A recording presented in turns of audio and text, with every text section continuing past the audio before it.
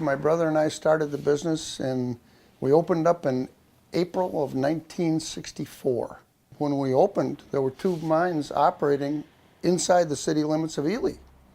Since they closed, the town has been declining. I graduated from Ely in '67 with 158 students. We have like 32 in the graduating class this year. The whole area was born with mining and logging. Tourism came later. And for many, many years, mining, logging, and tourism got along very well together.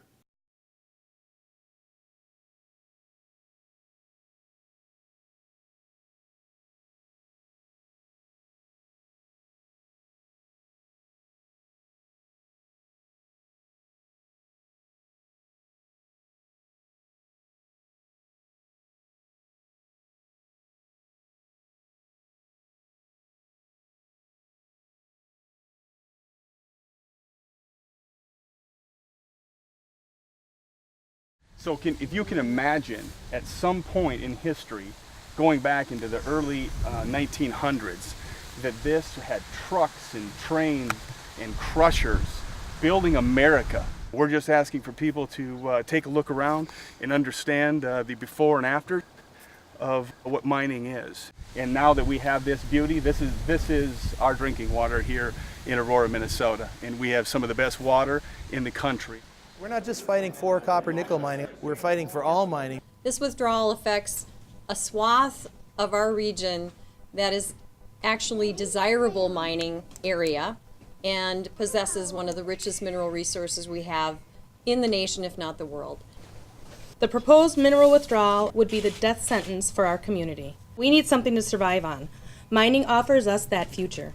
You people that don't believe in copper nickel mining, we're passing bags around, throw your car keys, your cell phones, your iPads, your iPhones in the bag because they're all full of copper and nickel.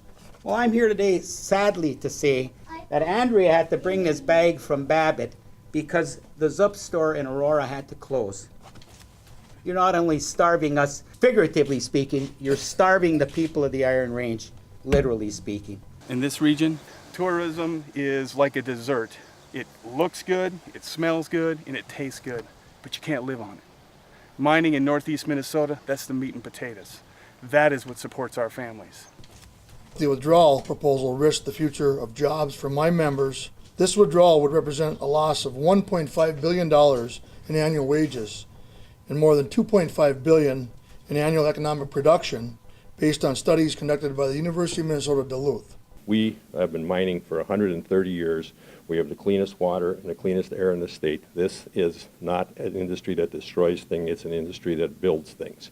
And that's what America's been all about. We're being denied the American dream in these small communities. Rural Minnesota is eroding right before our eyes. We're not asking to circumvent any process. We're asking the ability to go through a process.